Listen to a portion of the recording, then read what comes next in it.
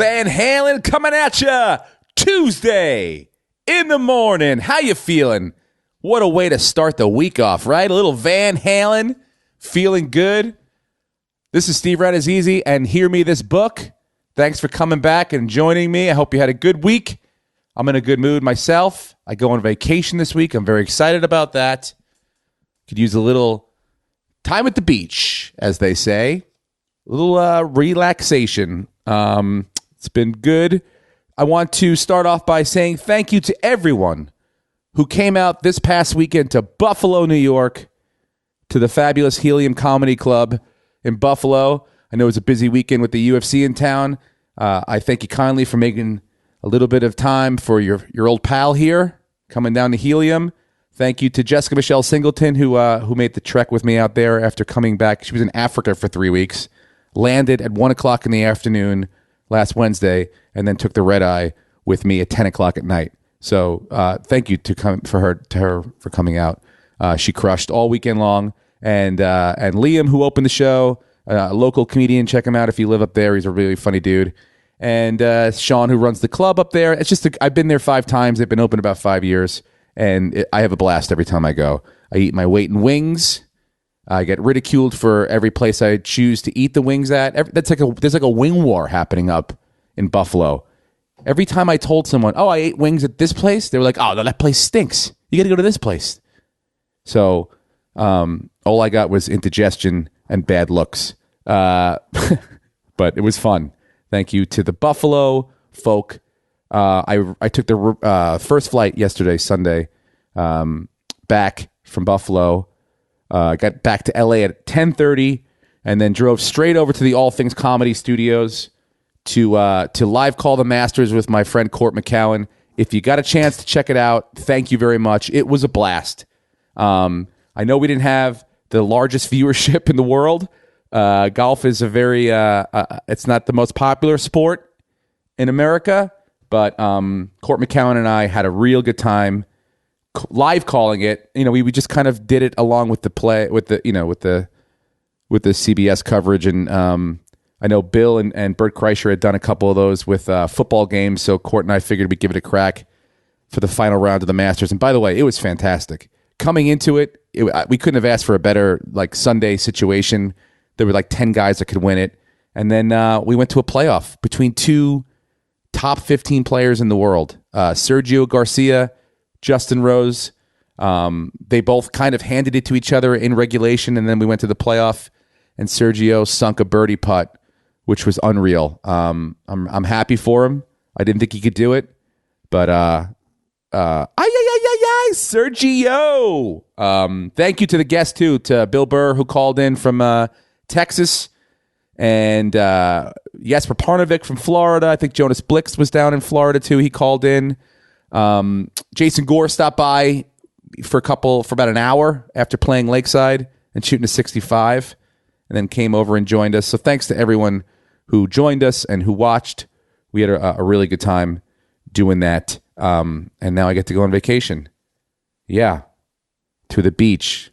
It's vacation. I'm looking forward to it. I always do. We usually take a week, spring break, pick a beach, go sit down, the wife, the kids. But it's we have a schedule. It's not like just we get to do whatever we want. We're up at 7. The kids are up at 7. You go down to the pool. You drop your stuff off at your chairs. You claim your spots. You lay out your newspapers and your toys and stuff, so everyone knows, hey, these seats are taken. Then you head over to breakfast. You crush the morning breakfast. A couple pieces of fruit, perhaps a pastry to get a little sugar rush going. Back up to the room, sunscreen, bathing suits on, then you head down to the pool. You're there all day. You're lunching at the pool. Then daddy has to head back to the room to go to the bathroom. You know how I do it. Bathroom break. Then I got to do some paperwork. Wink, wink. Yeah. And then back to the pool again, hanging out. Dinner. Walk around the grounds. Check out the beautiful sights. Take some pictures. Pass out. Go to sleep. Then I go off to the balcony and I watch Netflix and I stare at the water. We do that for 7 days. It's the best. But I mean, in no way do I get to just sleep whenever I want and read 80 books and, none of that stuff. I mean, I am going to bring a book, though. I am going to bring The Hike. I did order it. So that's the next one I'm going to get onto. That's the one that's got its hooks into me. So, yeah, next weekend, I leave for vacation. The podcast will be out next Tuesday. Don't fear. I will drop that podcast. Next week's guest, I'm pretty sure I know who it is, but I don't want to say until I'm 100% sure. So, but there will be a podcast next week for sure. Yeah, I'm on vacation for a week. Then I come back. I got some dates. Let's see. Where are the dates? Where's my calendar? Here it is. Oh, Buffalo's done. That was great. We're going to, Earth Day the 22nd, but also I'm in Oklahoma, West Salem Springs at the casino. Me and Rick Ingram coming in for one day. I had a great time last time. I'm looking forward to it again. And then the 28th and 29th of April in Columbus at the Funny Bone. 2 shows Friday, 2 shows Saturday. Please, I love that city. Come check it out. I got some new stuff for you guys. This is all new. You haven't seen it. So come check me out the 28th and 29th in Columbus, Ohio. Oh, and then I wanted to announce first week in June. I know it's a little bit away, but June, well, it's actually the second weekend in June. June 8th, 9th, and 10th. I met comics at Mohegan Sun in Connecticut. The Mohegan Sun Casino. It's humongous. So they have a great comedy club there, Comics, and I will be there June 8th, 9th, and 10th. Connecticut, tri-state area. Come on up. It's summer almost. So, you come down, you pre-booze at the pool, the oonts, oonts, oonts, oonts, oonts, oonts, oonts. And then you go down, you have a little dinner, and then you come check me out at Comics at Mohegan Sun. Yeah, that's the 8th, 9th, and 10th in June. And yeah, that's it. That's what I got going on right now. Let's talk about this week. This week I got my one of my best friends in the world, probably my best friend in Los Angeles for sure. I've known him since pretty much the day I moved here. His name is Steve Simeone. We have been roommates. We have been co-workers. He is godfather to my second son. He is a family member. He's my family. He's one of the kindest people. No, he's the kindest person I know. He truly is. I mean, and my brother's a priest. Simone is kinder than my brother. My brother can be a bit sharp. Can we say that? Pointed? Simone is just kind. He's just a nice person. He gives way more than he ever gets. And he is truly one of the funniest storytellers and comedians I've ever seen. We started the Comedy Store together 17 years ago. I got there. He was there before me. And we've watched each other get better and get worse and have breaks and have disappointments. And truly through all of it, he has never changed. He's never changed, at all towards me. And I love him. I really do. Wow, guys. Did you hear what just happened there? This is me telling another man that I love them. I love you, Steve Simeone, and I thank you for doing my podcast. I chose Van Halen because one of the things I was thinking about was when I was thinking about introducing Steve. We're both tremendous Van Halen fans. He's from Philadelphia. I'm from obviously New York, and so we have similar sensibilities as far as music, and we grew up kind of the same way. Irish, Italian, Catholic families, and we both love Van Halen. So when we got to LA, this is probably, 2000, probably 6, 7? Van Halen decided to get back together with David Lee Roth. They're going to go on tour, and they wanted to come to the Staples Center. Why not, right? LA. So we got tickets like the day they came out. Simone and I and my friend Mark Ellis, who's another tremendous Van Halen fan and an East Coast guy from DC. So we're like, yeah, we're going. And so the day the concert came, we were like, obviously the concert's at 8, and we need to get there at like 3 to pre-booze. And so we met at the Comedy Store parking lot, and we drove over in my car to pre-booze at the Staples Center. And when we got there, nobody was there. No one. Not the people that worked at the Staples Center, not even the parking lot people, not even the guy who's in charge of opening the locks to open the gate to let people into the parking lot. We had to wait for that guy to show up. So we were truly the first car inside of the parking lot. And we were there for about an hour before anyone else showed up to the concert. And we were already drunk and had urinated in 7 to 10 parking spaces around our vicinity. So now the lot's filling up, but no one is coming close to us because we're like the disgusting people that have obviously been living there for a while. So it's now like 2 hours to the concert. We have gone through all the food that we brought for the pre-concert party. We're almost through the booze, and now we're starving, and we're not going to go inside because, no one's in there. Everyone's still out in the parking lot. So we ordered pizza. Yeah, we ordered Domino's or whatever, one of those pizza places, to the parking lot of the Staples Center. I remember making the call. The guy's like, "Where are you?" I'm like, "The Staples Center." He's like, "What?" I'm like, He's like, "What's the address?" I'm like, "Lot D." And I got to give him credit. Normally they would have just hung up, but for some reason I got the right guy over at Domino's or wherever the hell I was calling because he was with me. He's like, "All right, I've never delivered to a parking lot before, and they did it." He called me when he was outside Lot D. I ran outside. I picked him up, gave him a nice little tip. And then before you know it, we had 2 pizzas, and now everyone was around us because now we're the guys with pizza. Who has the balls to order pizza at a tailgate party? We do. And it was great. We destroyed the pizza.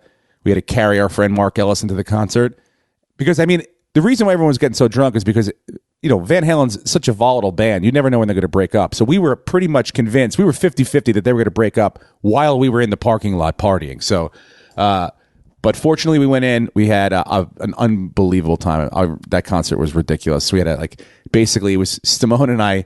Our friend Mark was so drunk. It was like Weekend at Bernie's. We were just kind of holding him up so that he can say that he was there. He was annihilated. And yeah, man, this is like one of 1,000 stories I could have told. I probably should have picked a better one, but I love this guy. He picked the book, The Comedy Writer by Peter Farrelly, which was written in 1999. I heard about it beforehand, but it wasn't on my radar. So this was a fun talk because it's us. It's about an East Coast guy that moves to LA to pursue comedy, and he wants specifically to be a screenwriter. So this is very close to home for Steve and I. I hope you enjoy this podcast. This is Steve Simeone with The Comedy Writer.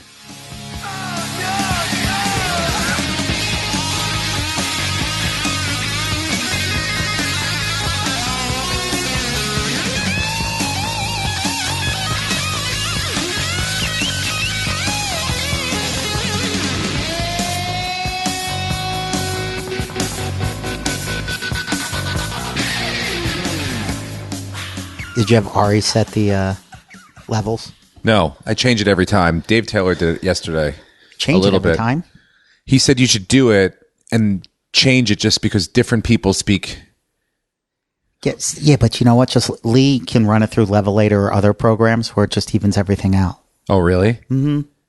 He seems nice. I spoke, quickly on the phone, and then we're gonna talk. Yeah, he's the sweetest. He does all my grown-up stuff. And he produces Joey's podcast, too. Yeah, I see him on it. Does Joey have his own studio? Yes. It's nice. That's the Really thing now. nice. And then Callan and Schaub got their own studio? Fighter and the Kid have their own studio? I mean, it looks like it. Every time I see it, there's it looks like well, like a proper studio, like a wood background. And well, you can use the studio at the Comedy Store. You can use the All Things Comedy. All Things Comedy's got a nice one. Mm-hmm. I've done Punch Drunk there. Yeah, I haven't done Punch Drunk. But I did Tripoli and the International Bad Boy with him and Randolph. Tremendous. And Mike Costa's podcast. Oh, the birthday one? Yeah. Yeah, that's the other thing. It's like I really haven't done a lot of other ones. So have you done the Crab Feast? Did Crab Feast once. I had a great time on that. Those guys are great. Ari's great. I just did Brody's. Done Ari's before. Josh Brody's. Wolf's. Okay. Haven't done Josh Wolf's. You did Bert's, right? Did Bert's. Yeah, that's how this whole thing started on Bert's. Yeah. Bert's is great. Because, He's awesome. We got drunk and that was a fun one. Yeah, I haven't done a lot of those, so it'd be fun to do those. But this podcast is Hear Me This Book. That is the name of my podcast with Steve Rannazzisi. I'm your host. And today I'm with Steve Simeone, who happens to be not only a talented entertainer, but one of my best friends in the world. Aw. Godfather to my second son. And I love you, buddy. Thanks for letting me be here. Well, thanks for being on it, man. It's always weird when we have to talk into microphones to each other. Yeah, it's fun though. We've done it. I've done your podcast. Steve also has a very a great podcast, a very great podcast, as our president-elect would say, called Goodtimes with Steve Simeone. So I've done that a couple times. But it's weird when we talk into microphones because usually we don't do that. Yeah, but you know what? After a while, you forget you're talking on microphones. And the best thing about podcasts is when you just start talking and you forget that you're being recorded. Like the other night, I did the Comedy Store podcast with Eleanor and Ingram. Yeah, I did that one too. That's fun. Yeah, it's so fun, right? Yeah, it's in the basement. Yeah, it's in the basement of the store. Cool. But you start talking, you forget. Like, and I didn't say anything mean, but I think I might owe Lucas an apology because I feel terrible. Well, why? Because you told stories. No, it was just this. We were talking about, you know how people always say they killed. And you remember what Mike Black said? That one time we would find Lucas in the main room with the noose around his neck, and he'll say, I killed myself. Yes. So I just told that story. Like, just like in the middle, I was like, no. You remember what they said? And now I don't want Lucas to think I was making fun of him. Of course not. Okay. Look, you happen to be a tremendous person, so your level of kindness is much higher than everyone else's, especially in the environment and atmosphere that we live in, the comedy scene. So everyone will absolutely, at the base level, look at it as a joke.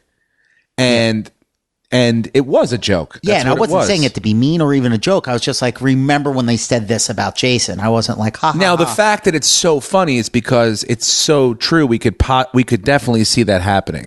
Right. Like that would be something that could definitely, for a long period of our lives that we knew Jason, we wouldn't be surprised if he had hung himself. Oh God, don't say that. And myself as a joke to go out like that, because those were some rough years for Jason, for all of us, for everyone involved. I've been watching Band of Brothers, and it's so good. Oh, really? And I honestly think our years at the Comedy Store were like our version of that. We went through and I think that's the best thing about life is the dark times somehow make you a better person and more appreciative of the good stuff, and it forges relationships that success couldn't. I really do believe that. Like, think about the stuff we went through at the Comedy Store. Yeah. That night when Mitzi dressed us down with Paulie, like we had monumental. Yeah, we had many of those nights. Those were painful nights, but I remember laughing. I mean, what was it, 2-3 hours later? Yeah. I mean, we started gambling 2-3 hours later. Yeah, and Ari still had the little cheat card for blackjack. We breaking his balls. Won a little bit of money, I think, and we were going to stay at that shit hotel. Yep. All three of us in one room. Yes. And instead we were like, fuck it, we're driving home. And I remember the only way we would have made that drive is if we started laughing. And we must have started laughing at some point. Immediately, yeah. Because it was great. That was the only thing that we could do. But I don't know. I talked to David a little bit when he was on the podcast about the friendships that we made and that we have are the best. And they're solid. And they're the reason why most people now, whatever level we're at in our lives or careers, that we are still able to break each other's balls. That's why I'm saying I don't think you need to worry about Jason at all. Okay, cool. Yeah, because I love that guy. Yeah. You're going to do a book called, what was it called? It's called The Comedy Writer. The Comedy Writer. Did you ever hear of it? No. It's written by Peter Farrelly of the Farrelly brothers. Well, let me ask you a question. Are you a book reader? Would you consider yourself a book reader? Yes, but nonfiction. Nonfiction. I read primarily biographies. I enjoy those. Or stuff like about theology and like religion. Mm-hmm. I like to read stuff about military. Wait, by military now? Because I know you a little bit. May I just interject? Yes. Military, like history military stuff, or like conspiracy military? No. Like dark forces stuff, like No, not nerd sguice fiction stuff. Okay. I like to listen to that on the radio. That's got it. That's like my guilty pleasure. But books like on, guys that went through the Navy SEAL selection process or the Delta Force selection process or those sort of books.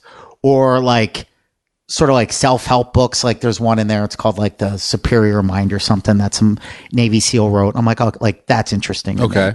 Or Like there's a book I have by. Do you feel because I feel like those are dense sometimes. Those like kind of like here's how I do my life, and almost like a. Do you have to read those a couple times back and forth? Like, absolutely. They and are. You break it down like I read How to Get Things Done, that book. Yes. And it's so dense, but once you learn it, it's a great system to use. But to be able to get it, it's like I'm going constantly. Yeah, rereading it, going back to it. Am I dumb? Do I not like? And yeah, the answer is yes. That's why I have to go back and read it. Some people just read it once and they get it. No. Yeah, I have to go back over and over again. And like a lot of that stuff, it's not fun to read. It's like because it's so dense, you're like, ugh. But there's very little fiction I read because I'm like, I think real life's way better than fiction. Yeah. But then I didn't want to do a book that was nonfiction. I didn't want to like, tell you about a book I read about St. Ignatius or something because that'd be boring. I'm going to do a podcast, hopefully, with my brother. Yeah, that would be amazing. Yeah. I would highly recommend that because I'm sure I'm not going to force him to do the Bible, but if he wanted to, that'd be a fun one to do. It'd be so great because you'd be like, wow, that's because in there. I went to Catholic school. We essentially learned the entire Bible. We learned the Old Testament in 7th grade, like beginning to end. That's amazing. And then in 8th grade, we learned the New Testament, like just broke it down by each author, And so it was sort of, I felt like we had done, but I mean, first of all, I don't remember half the stuff I read in 8th grade, let alone the Bible stuff, which was like, that's the least stuff I have to hold on to. Right. Like math is like number one. Dude, I don't think I really read any book until I really got out of college. Yeah, that's how this started. And then the only thing I can amend to what you just said is I didn't start out of college. I never started.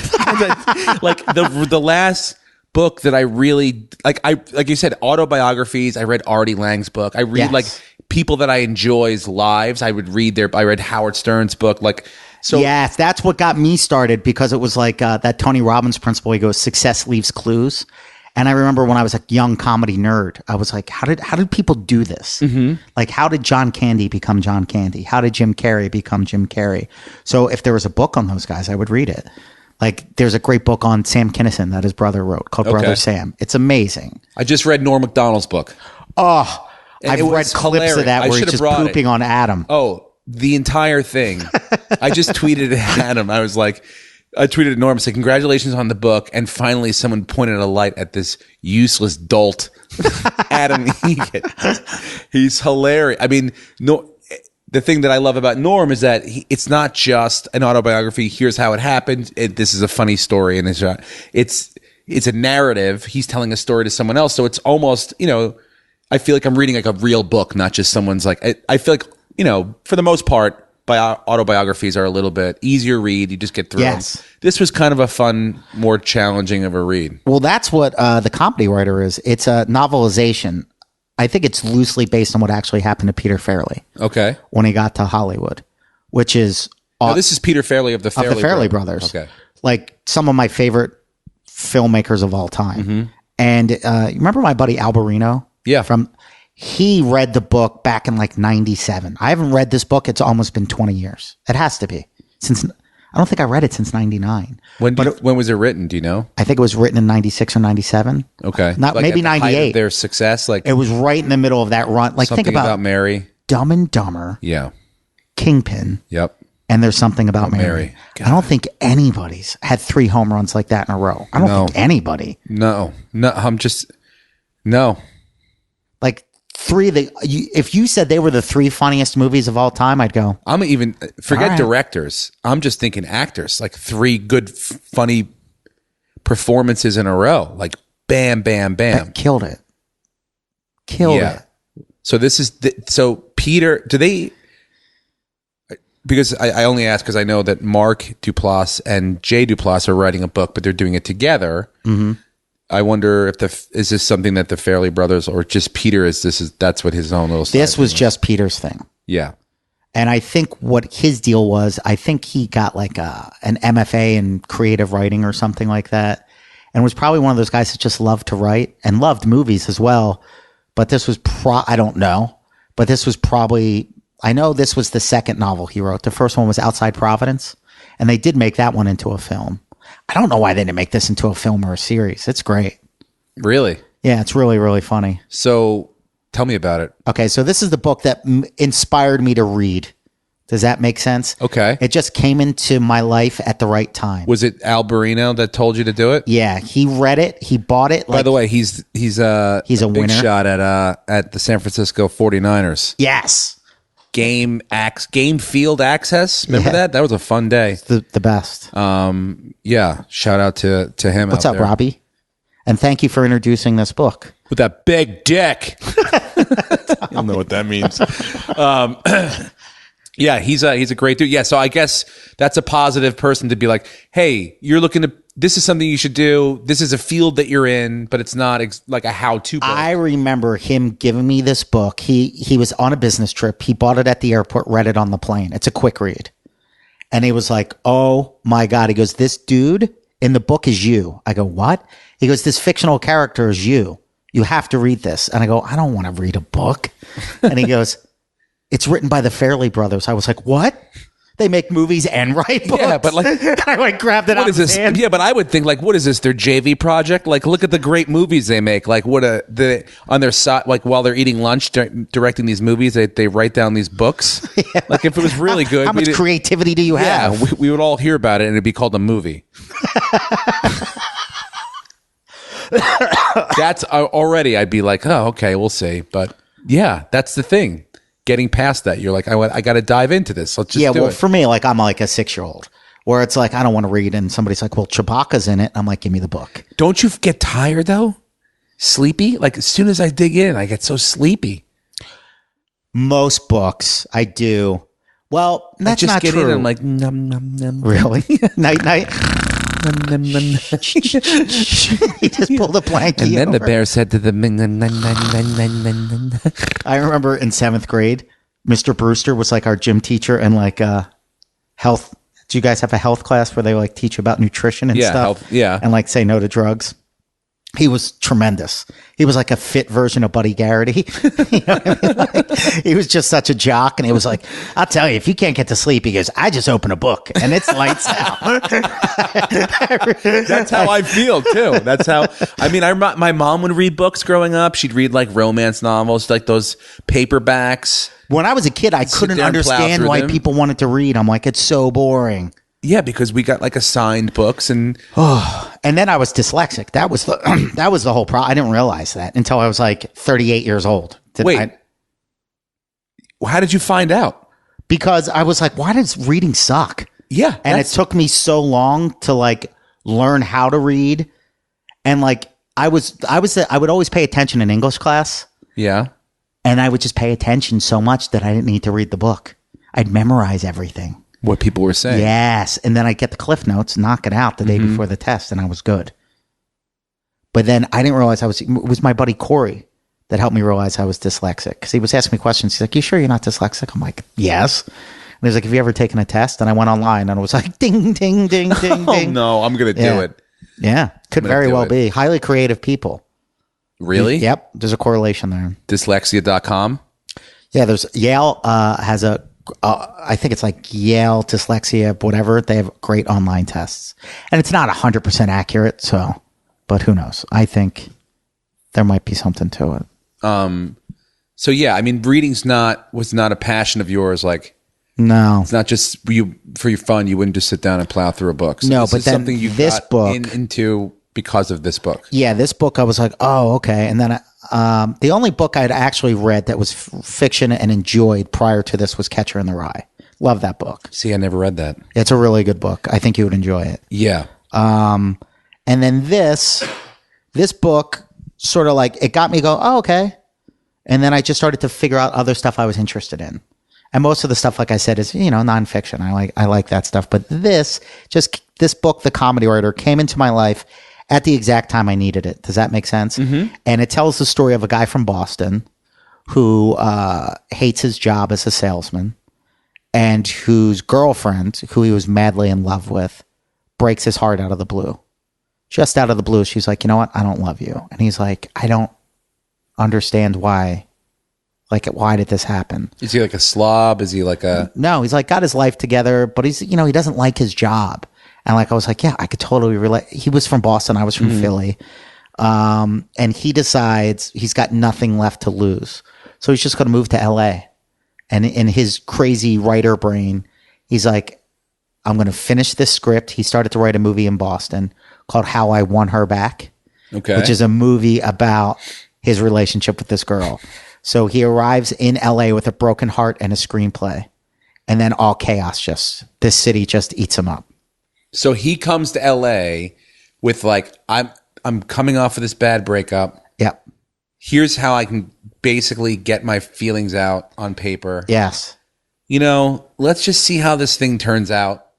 Yeah, he's convinced that he's going to sell this movie. And that's it. And then she's going to actually fall in love with him because he's like a rich and famous screenwriter, which is something that I was like, yeah, that's exactly what I'm going to do. Oh, I like that. So East Coast, he's never been to LA before. This is all brand new. Fish out of water. Fish out of water. Exactly. Okay. And that, would you say like that's the first third of the book, the breakup and everything, and now he gets to LA? This is like 20 pages. That's like page 1. Whoa. Done. He's arriving in LA. And like I said, I haven't read this in 20 years.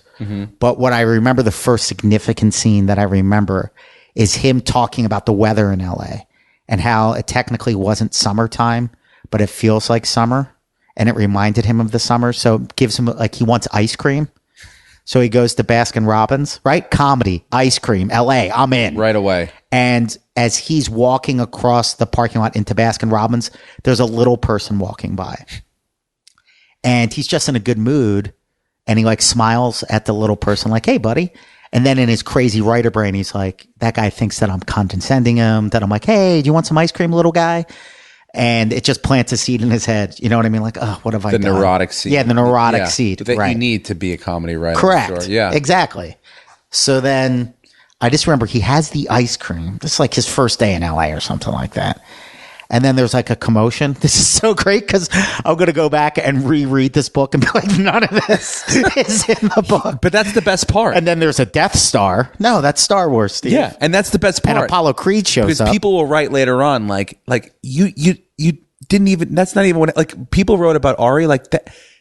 That's not even really how the book. What book did Ari do? Ari did The Road by Jack Kerouac? No. I don't remember the author again. It was done it was like a movie like 20 years ago. No, it's about like an apocalyptic father and son walking down a road. Dark, but like goes back and forth in time and like he messed up some stuff. Oh, I'm going to mess everything up. Yeah, but I know, and people were loving it. That's the part. It's like, okay. There is that I don't really remember or like what I was going to ask you was, by the way, before when you said when you got to LA or when you get to LA, it always feels like summertime. It feels good. Yeah. I remember I moved to LA in November, like right around November, and the exact feeling of warmth and being like, wait, is the summer still happening? Yes. What time of year did you move to LA? I moved out. I first moved. I drove across country like mid-August. I crashed on my buddy's couch, got a job at the Slice, the pizza place, found an apartment. One in Santa Monica? Yep. That was a good place. The best. Found an apartment, went home to see my niece get born, and then came out officially the first weekend of the NFL. I remember landing at the airport and one of my Eagles buddies picked me up at the airport and we went to a bar to go watch the game. This is going to be a good summer. Yeah. God, exactly. Man. Yeah, it was like extended summer vacation when I first got here. It took me years of living out here to really notice a difference in seasons. I know that sounds crazy, but I was like, even now it's 65 degrees and everybody thinks it's freezing. I know. It's amazing. I saw people last night in the movie theater all bundled up and like they were wearing like, I don't even know what those, they look like Native American like tarps with like holes in the middle. And they draped them over themselves. Like it's frigid. I was in Canada last week. It was -10. Yeah, they look like Eskimos. Please. Getting back to what we said about, I think cold weather and tough times just makes better people. Well, I'll just leave it at that. Yeah, it makes really hardened people, but they're more down to earth. Yes. The people in Canada are so nice. They appreciate things more, I think. Absolutely. That's why with this book, it's the East Coast mentality coming over to the West Coast. And I'm not saying people that grew up on the West Coast, but that you're usually genuinely more positive people. Yes. Because the weather's nicer and everything's sort of a little bit like. And it's great. I remember a line from the book. It's so funny how you can just jostle things. So his job was he was a salesman. You know those big commercial ships that like you can like go between here and Europe? He sold like cargo all those space. Containers and stuff? Yes, he sold cargo space out of Boston. Now, all the other ships would start in Florida, go all the way up, and by the time they reached Boston, they'd go over to Europe. He's a salesman for the only ship liner that starts in Boston and goes all the way down. So he said his whole job was just taking people out and getting them drunk and like trying to be like, come on, man, we're the only American company that does this. And I remember there was a line in there somewhere about how the company hired all the kids that graduated from Catholic schools because they were better at like dealing with guilt or something like that. And they were like better at taking orders and like putting up with shit, essentially. That was in the book somewhere. So here's a guy who's like, has his heart broken. He's got nothing left to lose. Shows up in LA and it's still summer. He's going to go get ice cream and he's in a good mood. And then he sees a little guy and in his crazy writer brain, he's like, ugh, I don't want this person to think I was making fun of them because they're a little person. He's like, I'm just happy because it's still summer and I'm going to have ice cream. And now he feels bad and I don't even think he can enjoy his ice cream. That's what I think happens. Does he have like, is he a stand-up? What world does he want to get into? No. I think Writing there was a sitcom, he wants to be movie? a comedy screenwriter. Okay. And there was a line in there that just had resonated with me. I remember he said something about how when he was a kid, movies would make him feel a certain way and they would inspire him. But lately, it inspired him to be a writer even more when he watched movies that he was like, weren't that good. And he was like, you know what? I think I could really do that. Mm-hmm. And I remember having those feelings and those thoughts. Like, yeah, like, why not? Like, I was so broken by the time I was like 27, 28. I was like, I have nothing left to lose. And that's sort of like where this character is too. How old is he? He's like 27, 28? Yeah, I think in this book, in the book novelization, he's like, yeah, late 20s is what I would assume. And he shows up, has no money, gets the ice cream. And then the first significant event in the book, and I may be wrong, is that there's a woman on a building that's going to commit suicide. And he says, do it. Do it. No. Do it, you fucking piece of shit. You weak piece of shit. Do it. I think what happens is he does try to convince, like he tries to help and she does it anyway. I think that's what happens. Oh, really? I think so. Like I said, I haven't read this in 20 years, but I think there was a line where he was like, I'll meet you halfway. Simone, she flies. It's a super... It's Narnia, Steve. Yeah, it's a science fiction book. She flies. I believe I can fly. Dude, how crazy is Simone? In his dark brain, he thought this woman committed suicide. But in the book, she's a mythical creature that just brings joy to everybody. Interpretations are very different and dark. Yeah. So I think that was like his welcome to LA. So he tries to talk her out of it. Yeah, and she was like, halfway's not good enough anymore. Bingo. Yeah. Oh, and he was like, oh, this is the building? Worst. Yep. Then he's like, really, welcome to LA. And then it gets sadder from there. Like he's trying to get a job and nobody's reading, and he's trying to finish his script. And he's trying to meet chicks.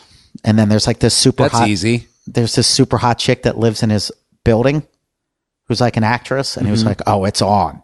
And she comes over one night. And I remember there was a story in there where like he thinks he's going to hook up with her. And he has whatever little money he has, he like goes and gets brownies and acts like he made the brownies because she came over to grab something to eat once. So now he wants the smell of brownies. So he's like warming up store-bought brownies to try to get her to show up. So then the guy that bangs her shows up and takes the brownies. He's like eating the brownies. Comes out. Exactly. We're all over Are these the brownies for Cheryl? And he's like, yeah. And he's got no money. I just no fucked her brownies. Right. And I'm like, I so relate to this character. Second-class citizen? Yes. Yeah. I'm like, this is exactly me, right? Like. So then that guy becomes one of his best friends. Who? The guy that fucked... yeah, the chick that he's like, I guess I'll hang out with you. I've already emasculated you enough. Exactly. And that guy's like an actor who changes his name to something Jewish because he thinks it'll help him book parts. Not a bad idea, by the way, for those of you looking to get out here. Really get a head start. Leibowitz. It's always a good one to go with. Couldn't hurt. So then I'm trying to remember what happens. What I think happens is he's working like in a restaurant, cleaning pots and pans and like getting his balls broken, not getting any chicks, trying to finish this How I Want Her Back script. And he's at the end of his rope. You know, I think what happens is... Much like Jason Lucas? No, come on. He's at the end of his rope. And what I thought was really cool is that this guy does have a religious side to him. Like, no matter what happened in his life, he used to say the same prayer every night before he went to sleep. So he was very religious? He definitely has a relationship with God. Got it. Okay? And that was another aspect of the protagonist that I related to.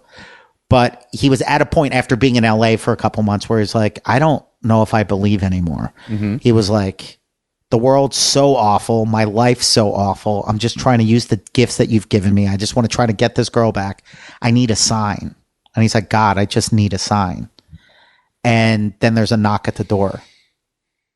And it's the little person that he saw on his first day in LA. From the ice cream? From the ice cream. Yeah. Is he the landlord? Better. He had been interviewed about the girl jumping. And there's somebody keeps on calling his voicemail, I think it is. And he doesn't know who it is. And it's the little person. The little person had dated the woman that jumped off the building. Wait, that was her boyfriend? Yes. Present day boyfriend? Yes. So that's his sign from God is He's this little person. This. So I'm like, oh, this book, I'm already in love right now. I'm like, this is the perfect. Yeah, he knows he can't walk away from this and just... Right. So the Lord works in mysterious ways. So then he becomes friends with this guy. Then the girl's got a crazy sister that moves in with him that ruins his life completely. Like she winds up like almost burning the house down and he can't kick her out because it's the dead girl's sister and he feels bad. Then everybody thinks he's in love with her and he's like, I can't be this nice anymore. She's ruining my life. He bullshits himself into getting a lit agent. And the guy's like, I don't know if you can write, but you can bullshit. And that's what this whole business is. Don't worry about anything else. This whole business operates off of fear. People are making crazy decisions. They'll give you a deal just because they're afraid you might turn into something. So it's all this cool inside stuff about Hollywood. And then his kindness to this woman winds up blowing up in his face because this is what happens. Okay. So now it's like the third act of the book. No, I understand. Can I ask you a question? Will you remember it or should I cut you off here? No, go ahead. Okay. As one of the most kind people I know. Yes. Have you ever been so kind to someone that they then, I don't want to say took it, but they like thought that you not fell in love with you, but I kind of like what my brother goes through where they become infatuated with you and you have to dial down your kindness towards them or back off your relationship with them. Do you understand what I'm saying? Has anyone ever misunderstood your kindness for some sort of like ulterior motive? I don't think so. I don't believe so. I think everybody just knows I'm so nice to everybody. Does that make sense? Yeah. That nobody, I don't think so. And I don't think I've either... You've never had to dial down you're like, I just can't be nice to this person anymore because they take advantage of it or... Well, I will say this. I'm trying to think. No, I don't think I've... No. Well, I mean... No, I think... No. To be fair, a kind person probably wouldn't be able to do that, but I'm sure you felt like you're like, oh, fuck. Well, there were times with like living with Fat James, for example, where I'm like, I can't take this anymore. Yeah, but you drank back then. It was different. You had another vice. We drank heavily back then. Yeah. And that's how we got through it too. Yeah. Otherwise, forget it. Yeah. But So it was the cool thing about this book is there's a lot of parallels between what he was going through and what we went through at the Comedy Store. Okay. During those they're just like, crazy. So when something that he wrote, you were able to go, oh, I don't know exactly, but I know that feeling. No, I of what read he's trying this to get through. before moving to LA. Got it. I read this. This is the book that inspired me not only to read, but it also inspired me to move to LA. And I was like, oh, I'll tell you a crazy story. And you know what?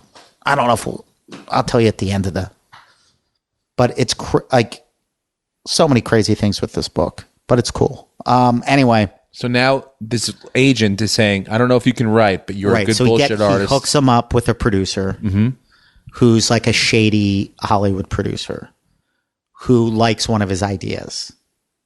I don't think it's the How I Want Her Back script. It's another idea that he had. A different pitch? Yeah, he had a pitch about an ice cream man, but it's a horror movie. Okay. Like about how everybody trusts the ice cream truck guy. A little person ice cream truck seller? No, it's not. It has nothing to do with the little person. That guy, the little person becomes his best friend and like sort of helps him through the darkness. And they sort of help each other out. They become best buddies. And then what happens is the crazy girl that he lets live with him for free sort of just ruins his life. And then he has a meeting set up with this shady producer. He is leaving the studio, sees the producer cause a car accident.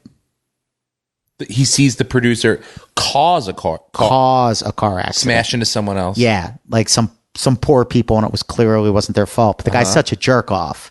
He was like, Henry, you saw what happened. You know it's all their fault. And now he's like, it's like a third act dilemma where it's like he could have all of his dreams come true. He could sell his movie. He could be in business with this jerk off, but he sort of has to lie. Yeah. And he has to punish people that are already suffering. Yep. And he goes, you know what? Forget it. It's not worth it. He's like, no. It's not worth it. Get that money. See you cunts later. No. He definitely wasn't He does the right thing. He does the right thing, but the crazy girl he lives with thinks she's helping him and winds up giving his script to the shady producer who just rips it off. Oh, great. And doesn't pay him at all. So that's his breaking point where he just says... So not only... Okay, so he says, you know what? I'm going to do the right thing. Yeah. Obviously, he wasn't at fault in the accident. Doesn't get the deal. The crazy lady that he's living with goes, I'm going to help him out. Yeah. The script is great. That fucking guy takes the script and produces it, makes it without him. Correct. Giving him no credit. Yes. And like she ruins it. She almost burns down his apartment. She gets him arrested. She's a crazy person. Is she crazy in the sense that she cares for him and she just doesn't know how to deal with it? Or is she like a legitimate, like, that's fucking wheels off the rails? That's what makes the book so well written. Where Henry even has friends that think they're in love with each other. Mm-hmm. And they're like, this is what relationships are. And he's like, no, you're nuts. I'm just trying to be nice to this person. And this is what I get for being a nice guy. The world just poops on your face. Yeah. So the cool thing about the book is he comes to this realization that everything that he was looking for in Los Angeles, he doesn't need. He came from a great family. He loves Boston. And he was like, I just want to move back to a city where I can meet a beautiful woman that isn't automatically an actress. And I can meet a woman that's going to let me treat her great. And he was like, if I sell a movie, great. If I don't sell a movie, the important thing is I have my family, my friends, and my Red Sox, essentially. And I was like, okay, this is a nice little book. And look, as a person who's, gotten some success and been on a television show for a while, people look at success and go, well, what is your level of success? Are you? To me, happiness is just being able to do the things that I enjoy doing, which is telling jokes, hanging out with my friends, hanging out with my family. I don't know what it takes to get that private jet money. Right. If you have to just keep doing killing everything. Yeah. And it might. And it probably does. And that's why there are some people that get there. I just don't know what I would have to do to not get there. And to me, that sounds lovely. Yeah. His idea of what would make him happy sounds lovely. It doesn't sound like giving up to me. It doesn't sound like, I don't know, becoming complacent or whatever. Just better life. Like even. Yeah, it's a balanced. Weird, like I moved out here to sort of, the joke I wrote was people move to LA to prove that they're special. And I definitely must have had those insecurities or sadness. Like I moved here after a girl broke my heart. You know what I mean? And I did want to prove that I was special. And I did want to win her back in a lot of ways. I want her to be like, when I'm rich and famous, you'll see. And it took me a long time to realize that when people said famous, they meant lovable. Mm-hmm. And it took me a long time to get comfortable in my own skin and to have a real relationship with God where I wasn't just obeying rules, but it was like more at ease, I felt more loved. Mm-hmm. You know what I mean? Because like the way I was raised with religion, not intentionally, but it's like I always felt like I had to be on my best behavior instead of just accepted where I was. And this crazy city that values everything that I don't. It values money and power and pride and ego. But in Los Angeles, I think I've really figured out how to live. Where I'm like, oh, it is about family and friends and this. Like, dude, I'm just so happy. I haven't thought about this book in 15 years. But you were like, I have this new podcast. Let's get meatball sandwiches and let's talk about a book. This is everything. Did you never reread it? I did reread it when I first got to LA. Do you ever feel like you're like, oh, I got to reread that? Or like, I do. Need that feeling back again? Like almost like an old. Yes. My dad gave me great advice many years ago. When I was in high school, the only book I really read was Catcher in the Rye. Mm-hmm. And he was like, pick a book and read it throughout your lifetime. Yeah. And he was like, because the book doesn't change, but you do. And you're going to get more out of it. And you're going to find yourself relating to different characters and different plot lines. And the book will change over time as you change. So it's probably been like 4 years since I read Catcher in the Rye. I'm going to go back and reread that.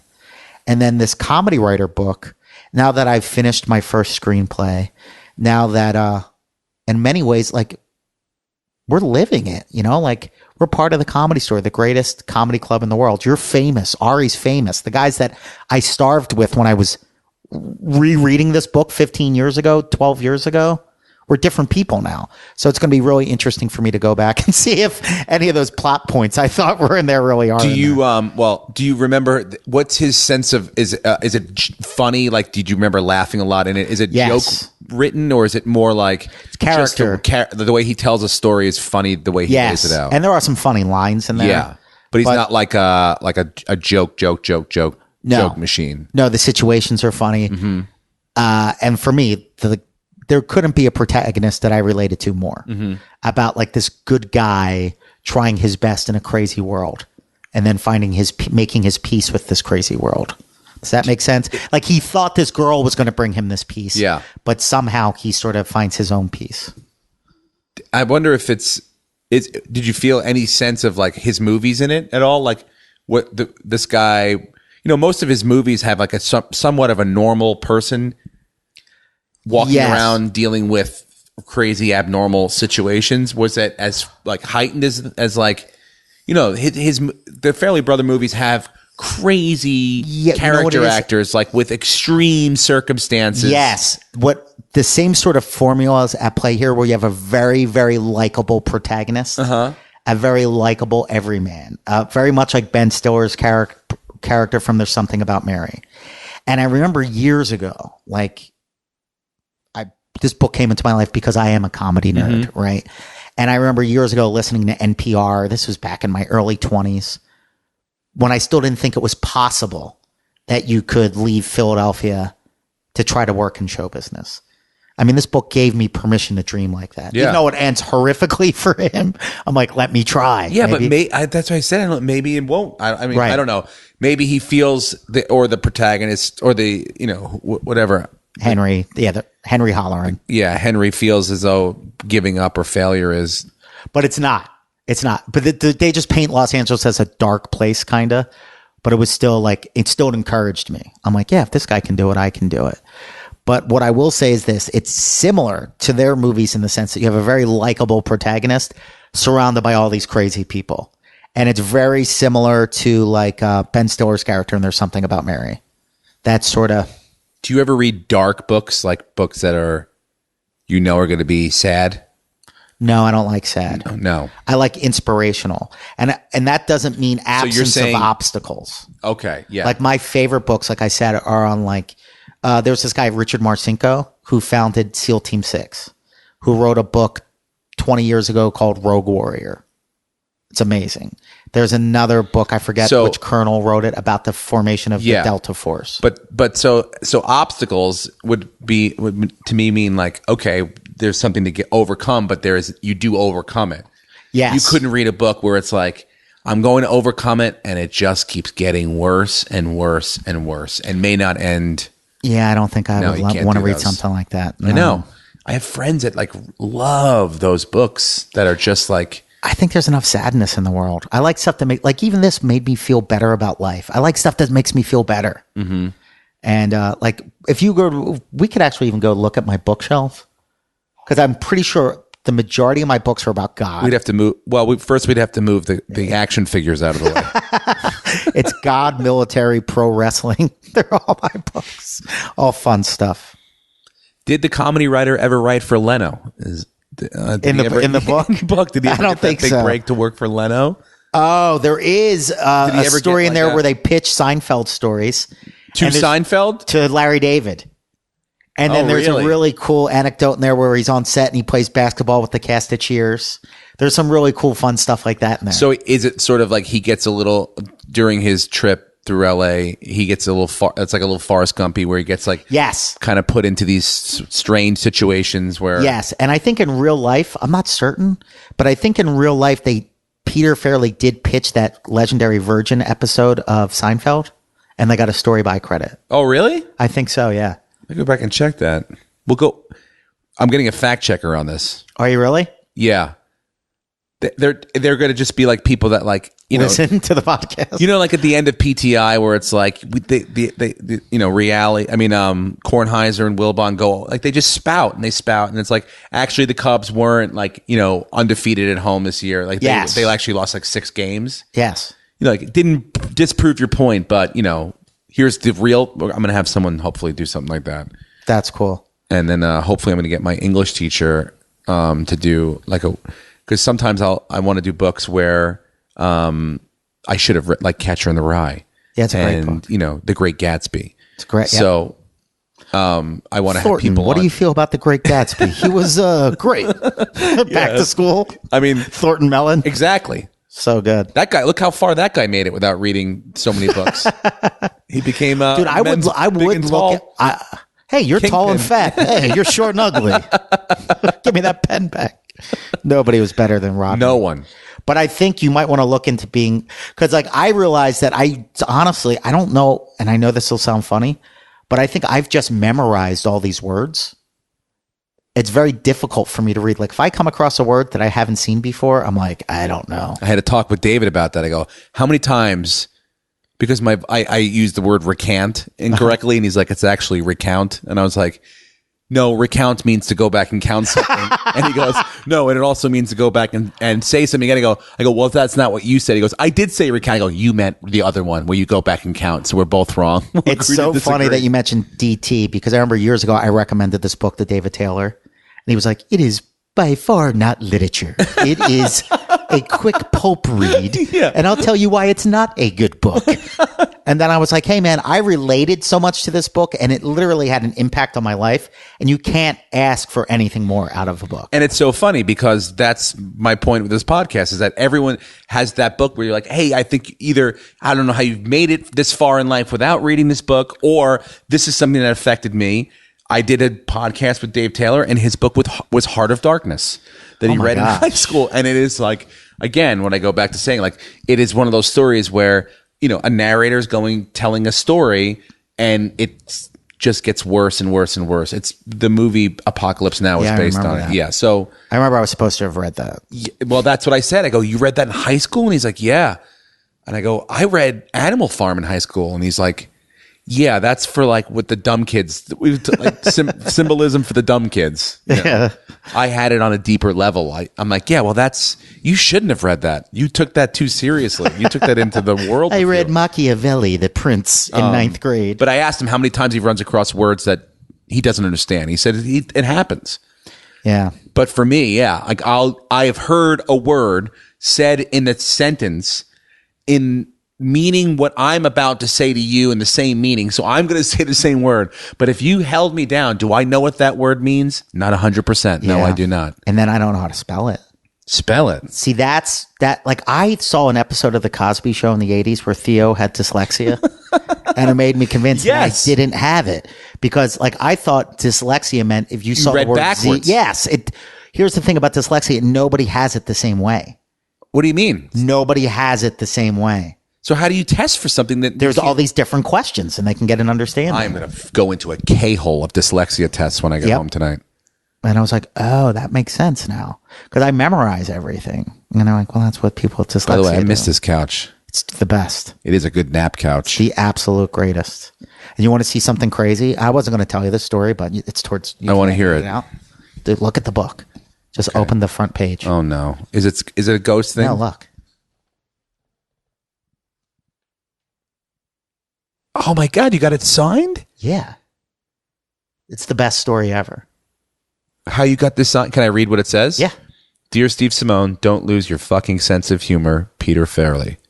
And then Bobby Farrelly glooming on underneath. Yeah, that's hilarious. Christmas 99. Oh, it's Christmas. On Christmas? Yeah, listen to this. Oh my God. So 1999. This is now what?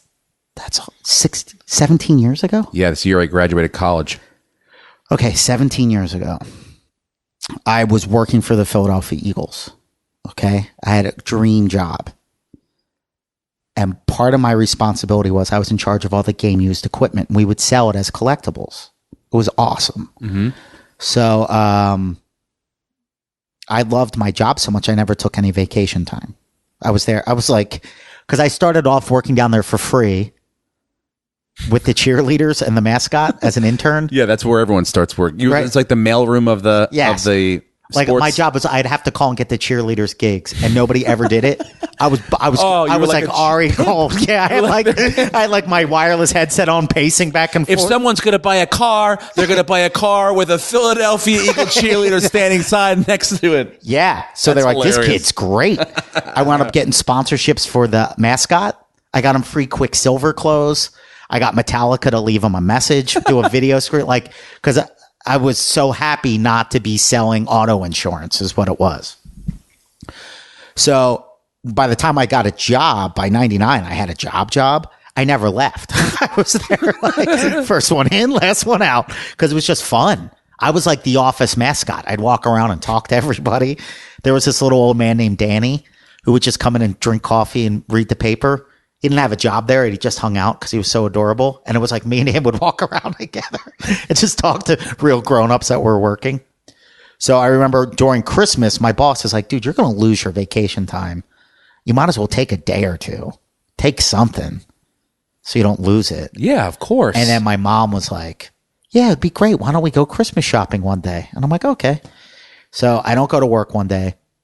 I go Christmas shopping with my mom. And it's like around this time, like a week before Christmas. And I remember my mom going, look, I'm not going to ask anything for Christmas.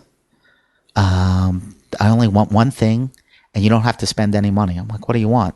She was like, I want you to, tonight at St. John's, they're going to have priests from all over to come in and do confessions.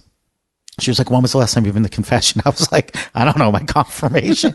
Like petrified. I never went. Sometimes those questions, you're like, should I lie right now to you? Yes. I was so scared. Is this a sin if I lie right now to you right now? Exactly. I remember my buddy. Bad about the truth. The truth is, I don't even remember. Yeah. So I did. I went to confession with my mom that night. And I remember this, you know, like where they split up, there's like 10 priests all over the church. And you just try to find, and I'm going, where are all the young people going? Yep. And I'm like, I'll get behind that guy in the jean jacket with the Metallica patches. He knows like 6 words of English because he's Latino. He's visiting. So you could just say whatever you want. The best. See. So I remember I was so nervous. And the priest was like loving it because he could tell that I was nervous. And he was like, relax, kid. It's not, So he just starts talking to me, and I'm not making this up. It was like a scene out of a movie. Because we're not in a confessional. You're like sitting in a pew face to face. Because when they bring in all the priests, all right. So he's talking to me about stuff and like really being super cool. It would be like going to confession to your brother, like a cool young priest that's like gets it. And he just starts talking to me about life. Like not about sin or heaven, and just about life. And then he just stops and he goes like this. He goes, I don't know why I'm telling you this, but I feel like God wants you to know this. He goes, you're going to have a very special life. God has very special things, great things planned for you. And you should have nothing but joy this holiday season. I'm like, okay. Wait, do you say this to everyone? Yeah, exactly. Right. So then I go home and I'm like, wow, it just felt good, because I hadn't been to confession in a while, and he says something really nice. So then I'm such a nerd. I'm checking my voicemail from work that day because I'm like, oh, I missed work. And there's a phone number. There's a voicemail from this guy who's like, I'm so-and-so. I'm the Farrelly brother. I'm Peter Farrelly's assistant. And maybe you can help me track down a Christmas gift. And my phone number is 310 . And I go, 310? And I remember this is before really the internet. We didn't have it in our house. It's 99. So I take out a phone book. I'm like, 310. It says it's Santa Monica. It's Los Angeles. I'm like, no way. Because I had done a couple open mics by that point. And I already had my friends like, yeah, this is Lauren Michaels. We want you to call Saturday Night Live. Yeah, Lauren. Hey, Lauren, this is Lauren Michaels. Yeah, we seen you down at Barney's being so funny. Dumping beer on your head. You want to fuck me? My name's Lauren Michaels. Exactly. It's not Lauren. It's not a girl, Kevin. It's Lauren. So I really thought it was one of my friends playing a goof on me. But it wasn't. I called the number because it's a 3-hour time difference. And the kid's like, yeah, we don't have a lot of money. But, they're agents from Philly. Do you think maybe you could set them up with something in this budget? I go, I'll send it for free. I'm such a big fan. And they're like, oh, that's great. And I go, yeah, you know what? They were like, well, what can we send you? And I'm like, don't worry about it. There's just been so many laughs. Peter and Bobby have given me through their movies. I don't really want anything in return. They're like, well, there's got to be something. I go, no, even more than their movies. I go, that book, The Comedy Writer, changed my life. I go, I loved it. And they go, what? And the kid started laughing. He goes, you'll never believe what I'm looking at. I go, what? He goes, there's a box of unopened books from The Comedy Writer right here. He was like, how about if I get Peter to sign one for you? And I'm like, yeah.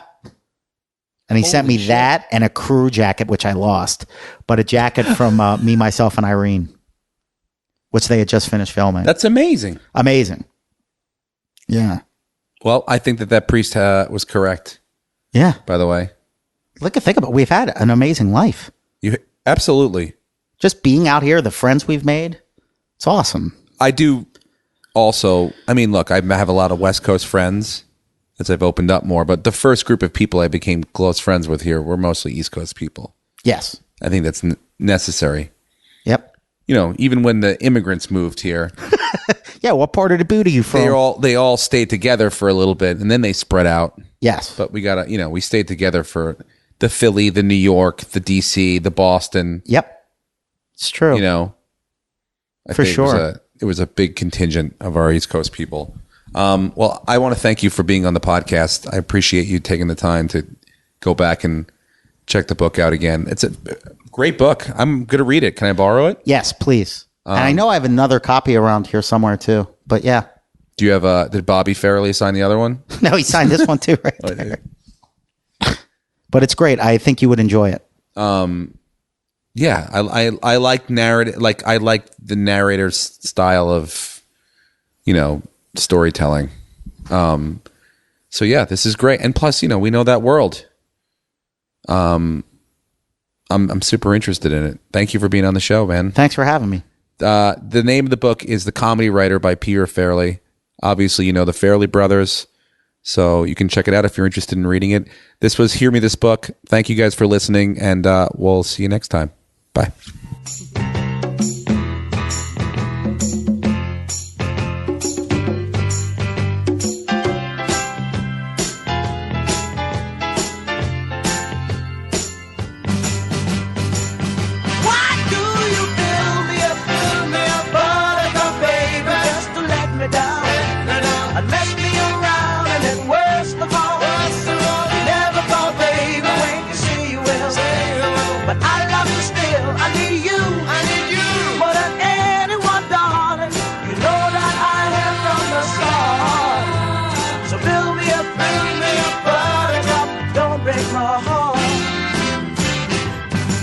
That's the Foundations with Build Me a Buttercup, Don't Break My Heart, from the movie Something About Mary. Yeah. That was a good movie, by the way. I love that film, and I think it still holds up. I have to check it out. Thank you to Steve Simeone again for doing the podcast. He was fantastic. The book was The Comedy Writer by Peter Farrelly. I wanted to take a second to thank a few other people. Brian Stefanik. Come on, Steve. Brian Stefanik, who does all the Photoshop posters for the podcast. When I release them, he makes up the poster, and he's so good at it, and I thank him. So check him out on Instagram as well. And then I got some great emails this week from the podcast. So thank you. If you want to email, don't forget, you can email at hearmethisbook@gmail.com. Again, hearmethisbook@gmail.com. I have a website, steverannazzisi.com, and very soon I will have a link over to I'm getting a page put together for the podcast. So soon I will have the opportunity you'll be able to just go right to it from there. But specifically, I wanted to mention this guy. Where is he? Where is the dude that wrote me about? He is, here it is. Okay. I don't want to give out his name, but he is quadriplegic, and he was commenting on what we were talking about on the podcast, You Before Me. And specifically, he wrote to me because we were wondering about whether quadriplegics could get like hard-ons and things like that. So he wrote to me. Let me pull this up. He wrote to me. This is what he wrote. Hey man, I don't know how to get in touch with your podcast. Okay, blah blah blah. Yes, I need to educate you about quadriplegics. Yes, I get boners. Yes, I fuck hard, but condoms are an issue. Since I can't mentally control my boners, the tightness of the condom makes me lose my wood. So I don't want to use them unless she insists, and I use magnums so they aren't that tight. But I fucked in my bed. I fucked in my chair. Is this a Dr. Seuss book, by the way? Sorry. I fooled around in the shower. So yes, shit still goes down and everything works, although I can't feel it. I usually make some grunting noises like I would just so that they feel like they're doing it well. Laugh out loud. Oh man, I love this guy. So guys, guess what? That's the answer to whether or not quadriplegics have sex and have and intercourse and all that stuff. This guy's doing it all the time. Sounds like a very healthy sex life. And by the way, I think Katie, who was on the podcast with us, wants his number. Because if all those things are true, I think she's down. Thank you guys again. This is Hear Me This Book. Enjoy the rest of your week, and I'll see you next Tuesday. I can't take anymore. It's not you. You let me down again. Baby, try to find a little time, and I'll make you happy. I'll be home. I'll be beside the phone waiting for you.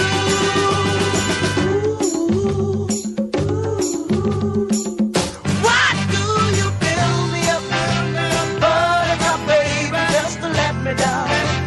And mess me around, and then worst of all, you never call, baby, when you say you will. But I love you still, I need you, more than anyone, darling. You know that I have from the start. So build me up, buttercup, don't break my heart.